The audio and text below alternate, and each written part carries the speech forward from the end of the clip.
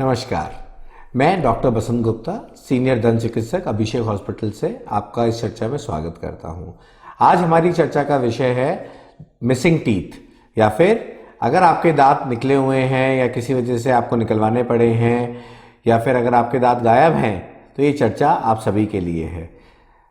कई बार ऐसा होता है कि दांतों को अपने को निकलवाना पड़ता है, उसमें इन्फेक्शन इतना बढ़ जाता है या फिर पायरिया की वजह से अपने को दांत निकलवाने पड़ते हैं।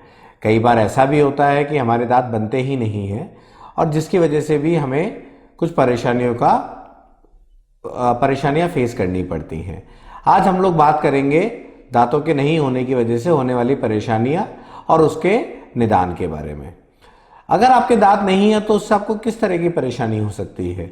सबसे पहले आपको खाने में परेशानी हो सकती है। इससे आपकी पाचन शक्ति पे भी फर्क पड़ता है, क्योंकि जब तक खाना पूरी तरह से चबेगा नहीं तब तक उसके डाइजेशन में या पाचन में भी परेशानी रहेगी ही रहेगी।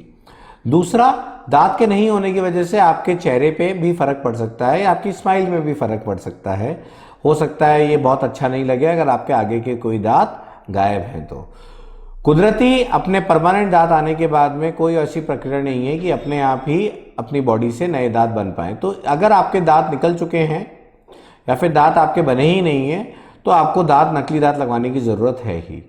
कई बार होता है कि हमारे पास मरीज आते हैं और बोलते हैं कि जी हमने तो इतने साल पहले दांत निकलवाए थे लेकिन हमने अभी तक नहीं लगवाए, क्या इससे हमें कोई परेशानी तो नहीं हो रही है, तो हम लोग क्यों लगवाएं। देखिए, अगर हमारे दांत भगवान ने दिए हैं हमें तो उनका कोई यूज है या उनका कोई पर्पस है।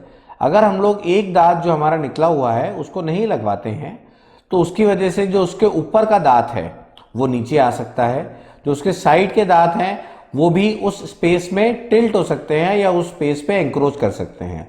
इससे आपके दांतों की जो बंद होने की या जो बंद होने का जो पॉइंट है उसमें भी परेशानी आ सकती है। तो ये बहुत जरूरी है कि अगर आपका कोई भी दांत निकला हुआ हो तो आप उसको जरूर लगवाएं। अब बात करते हैं कि दांत को आप लोग किस तरह से लगवा सकते हैं। तो सबसे पहला तरीका जो कि दांतों को लगवाने का होता था वो होता था निकालने लगाने वाले दांत लगवाना।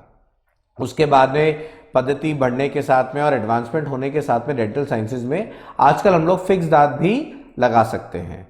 अब पहले बात करते हैं निकालने लगाने वाले दांतों की या डेंचर्स की। ये नॉर्मली दो तरह के होते हैं, एक तो प्लास्टिक के बने हुए और एक मेटल के बने हुए, जिसको कि हम लोग कास्ट पार्शियल डेंचर कहते हैं। जो प्लास्टिक के बने हुए दांत होते हैं वो नॉर्मली हम लोग सिर्फ कुछ समय के लिए देते हैं, या हम लोग उसको टेम्परेरी पार्शियल डेंचर कहते हैं। मतलब कि जब तक हम लोग कोई डेफिनेटिव ट्रीटमेंट नहीं डिसाइड कर ले पेशेंट के लिए तब तक के लिए, या कोई उसके पैरामीटर्स ऐसे हों जिसकी वजह से अभी इलाज नहीं हो पाए, तो सिर्फ उस अंतराल के लिए हम लोग ये दांत देते हैं। ये निकालने लगाने वाले दांत होते हैं, ये उतने कंफर्टेबल नहीं होते हैं।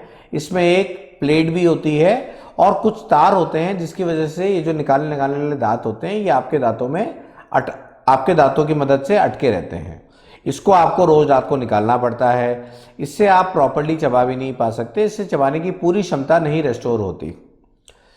तो इसलिए हम लोग इसका प्रचलन कम हो गया है और बहुत ही कम केसेस में हम लोग ये काम में लेते हैं। दूसरे जो दांत हैं जो कि मैंने आपको बताया जिसको कि कास्ट पार्शियल डेंचर कहते हैं, ये भी निकालने लगाने वाले दांत होते हैं, लेकिन ये मेटल के फ्रेमवर्क के बने हुए होते हैं और इसके पीछे जो साइंटिफिक पैरामीटर्स हैं वो ज्यादा होते हैं। और ये अगर पेशेंट किसी वजह से फिक्स दांत नहीं लगवाना चाहता या उसके मुंह की कंडीशन ऐसी नहीं है कि वो फिक्स दांत लगवा सके, या कई बार फाइनेंशियल कंडीशन के वजह से भी लोग इस तरह के दांत बनवाते हैं। इस तरह के दांतों को हम लोग कास्ट पार्शियल डेंचर कहते हैं। अब हम लोग बात करते हैं उन दांतों का जिनका प्रचलन आजकल सर्वाधिक है, जो कि होते हैं फिक्स दांत। अब ये फिक्स दांत दो तरह के होते हैं, एक तो होते हैं ब्रिजेस और दूसरा होती है पद्धति जिसको कहते हैं हम लोग डेंटल इम्प्लांट। अब ब्रिजेस में क्या होता है कि हम लोग नकली दांत लगाने के लिए आसपास के जो पेशेंट के असली दांत होते हैं उन्हीं का सहारा लेते हैं। तो हम लोग जो पेशेंट के आसपास दांत होते हैं उनको असेस करते हैं, ये देखते हैं कि क्या वो इतने मजबूत हैं कि हम लोग उनका सहारा लेकर उनके सहारे के ऊपर हम लोग नकली दांत को फिक्स कर पाए।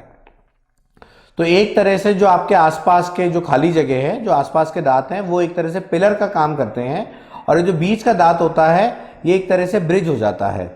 इस पूरी प्रक्रिया में चूंकि जो नकली दांत लगता है वो ब्रिज के शेप में होता है, इसलिए हम लोग इसको ब्रिज भी कहते हैं। अब ये जो दांत होते हैं इसमें नुकसान बस सिर्फ ये होता है कि इसमें हमें आसपास के दांतों को घिसना पड़ता है और उसके सहारे के ऊपर ही ये दांत लगते हैं। तो आसपास के दांत घिसने की वजह से कल को अगर उन दांतों में कोई परेशानी आती है या ठंडा गर्म लगने की समस्या होती है तो हमें पूरा ब्रिज ही निकालना पड़ता है, या कभी कभी हम लोग कुछ केसेस में ब्रिज के थ्रू भी हमें इलाज कर सकते हैं।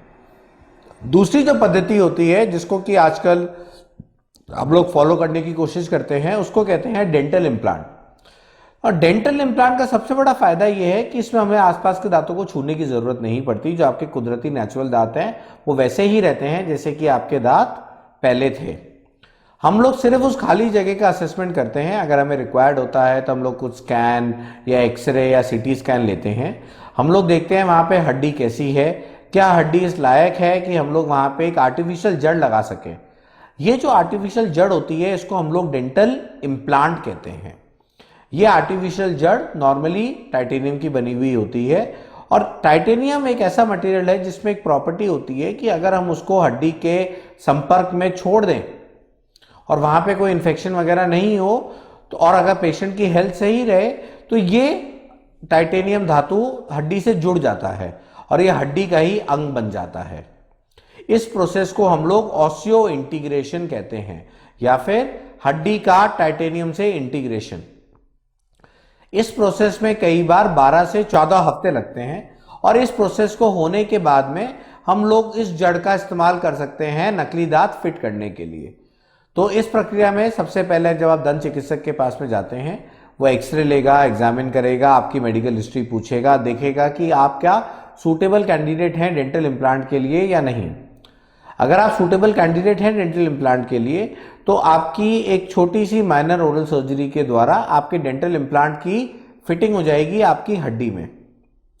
ये हड्डी में फिट होने के बाद में हम लोग इसके ऊपर से मसूड़ों के ऊपर भरने का समय देते हैं और 12 से 14 हफ्ते बाद में जब आप वापस आएंगे तो हम लोग फिर एक्सरे लेके देखेंगे कि क्या ये जो हमने जड़ लगाई थी, आर्टिफिशियल जड़ या इम्प्लांट लगाई थी, ये हड्डी से जुड़ गई है या नहीं। अगर ये हड्डी से जुड़ चुकी है तो हम इसके ऊपर दांत लगाने के लिए तैयार हो जाते हैं। फिर हम लोग नाप लेकर आपके इसके ऊपर के दांत को फिट कर देते हैं। ये जो दांत होता है ये डायरेक्टली इसी जड़ से जुड़ जाता है और इस तरह से ये फिक्स हो जाता है बिना आसपास के दांत का सपोर्ट लिए हुए। तो सबसे बड़ा फायदा जो डेंटल इम्प्लांट में होता है वो एक, पहला आपके आसपास के दांतों को छूने की जरूरत नहीं पड़ती। दूसरा, ये दांत का कंप्लीट रिप्लेसमेंट है। इसमें हमने जड़ को भी लगाया है और ऊपर के दांत को भी लगाया है, जबकि ब्रिज में हम लोग सिर्फ ऊपर के दांत को लगाते हैं, नीचे की जड़ को नहीं लगाते हैं। आज की तारीख में इससे बेटर या इससे लॉन्ग टर्म दांतों को रिप्लेसमेंट के लिए कोई और हमारे पास में ऑप्शन नहीं है। तो सबसे लॉन्ग टर्म ऑप्शन यही है जो हमारे पास में है दांतों को रिप्लेस करने के लिए।